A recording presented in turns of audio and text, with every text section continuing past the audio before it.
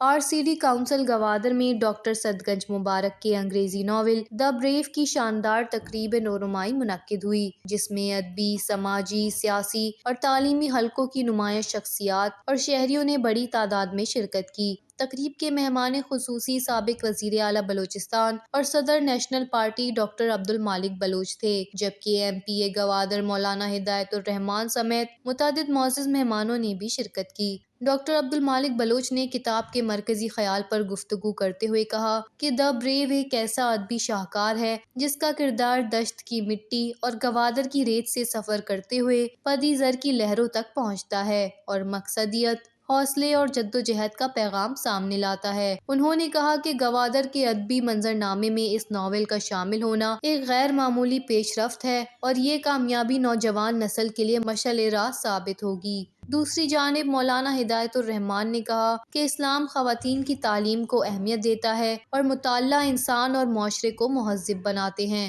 جبکہ شرکاء کا کہنا تھا کہ ایک خاتون کا کسی پسماندہ خطے سے انگریزی ناول تخلیق کرنا انتہائی قابل ستائش قدم ہے اور خواتین کی علمی و فکری پیش رفت کا روشن ثبوت بھی ہے۔ ناول دی بریو آنے والی نسلوں کو سوچنے، پڑھنے اور آگے بڑھنے کا حوصلہ دے گی۔ وش نیوز، گوادر، بلوچستان۔